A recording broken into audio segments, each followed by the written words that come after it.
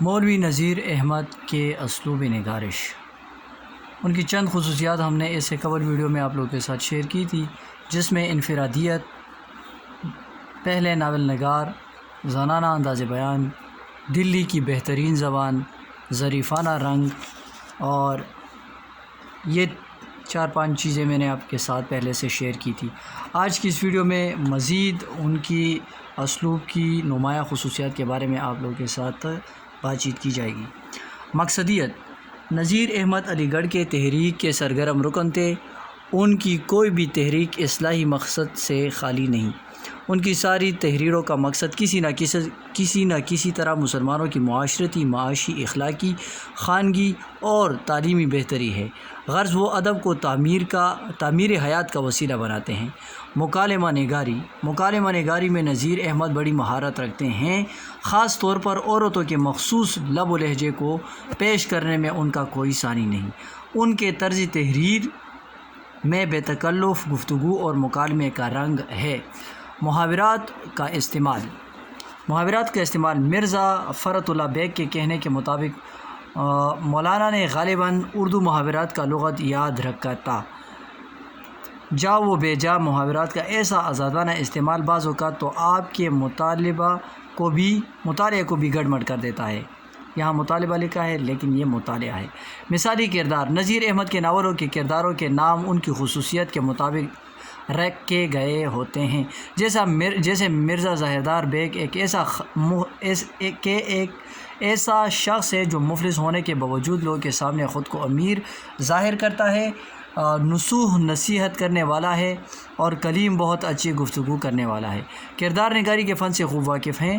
خطیبانہ انداز: نذیر احمد بنیادی طور پر ایک خطیب ہیں، اس لیے جہاں کہیں موقع ملتا ہے خطبہ دینا شروع کر دیتے ہیں۔ جگہ جگہ ضرب الامثال، عربی، فارسی اور انگریزی تراکیب اور مشکل الفاظ جیسا کہ خطیبوں کی عادت ہوتی ہے، مولوی صاحب بھی کام میں لاتے ہیں۔ البتہ ساری تحریروں میں بڑی گھن گرج ہوتی ہے۔ واقعہ نگاری: ان کے ناولوں میں زیادہ تر زنانہ کرداروں کی بہتات ہے۔ اپنے عہد کی زندگی کی جھلک نمایاں طور پر عورتوں میں دکھاتے ہیں۔ بعض مقامات پر تو زنان خانوں کا نقشہ اس قدر خوبصورتی سے کھینچتے ہیں کہ ان پر عورتیں خود حیران رہ جاتی ہیں۔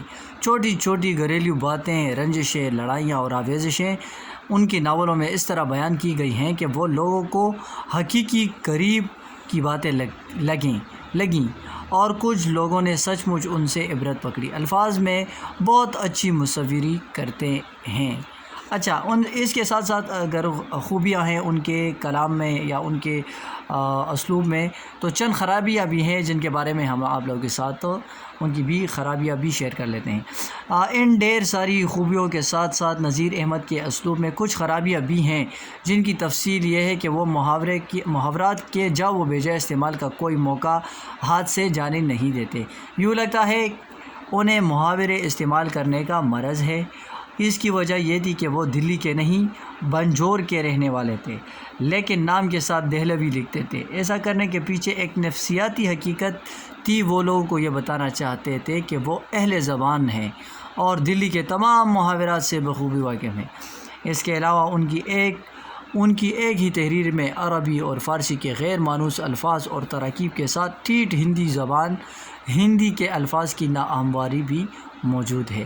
بعض موقعوں پر انگریزی الفاظ، تراکیب اور محاورات جیسا کہ سارڈین، بیڈیم، پائل وغیرہ بھی لکھ دیتے ہیں، اگرچہ ایسا کرنا بے جا ہوتا ہے۔ دراصل علمیت اور خطابت کے اظہار کے لیے انہوں نے ایسا اسلوب اختیار کیا۔